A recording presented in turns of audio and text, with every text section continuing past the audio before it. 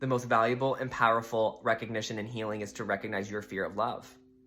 We do not believe love is always there. We do not believe love is eternal. We do not therefore believe love is worth safety because it's not always there. That's why we fear love. So meaning if we don't believe in love, then what do we believe in? The opposite of love, which is fear. So we have a truth and a conviction in our belief systems that the shoe is always going to drop, that things are too good to be true, that we're always the effect of some impending negative thing, some loss, some sacrifice, some kind of suffering, some kind of death, because we chose to kill ourselves from happiness.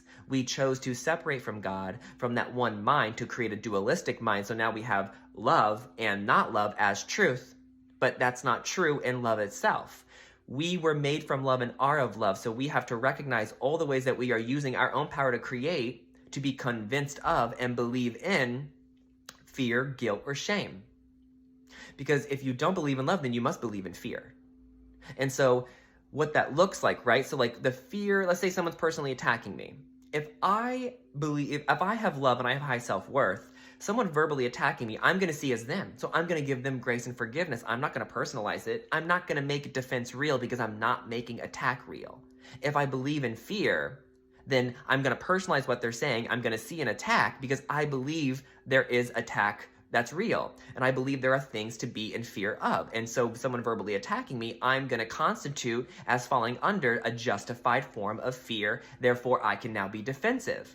Versus if you forgave it and saw it from a higher perspective, you wouldn't have any of that. So you're only seeing reality and attracting circumstances to you based off of your belief system. And this can be really extreme.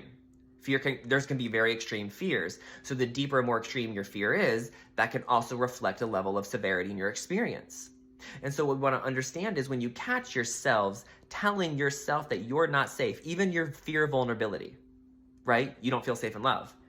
So you're afraid to trust this person, right? You don't feel like you can love them, and that's also where you put safety. You're putting love and safety into someone outside of you. So when the relationship ends, you feel like you're loss of love. You didn't lose love. You told yourself you didn't have love to begin with, and then separated it, already put it into that person, and then projected safety along with it. So you put safety and love outside of you in someone else. That's why you feel you're the effect to it, because you deeply believe you're the effect to life.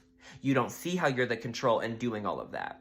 And so you're only ever narrating life from your own belief system. So if you don't have conflict, if you have suffering that you don't like, ask yourself, what can I forgive? How can I see the situation differently? What fear is coming up? What conviction do I have in this fear? Why don't I feel safe here? When you introspect and ask your higher self for another perspective, and you truly deeply forgive, you'll be given clarity.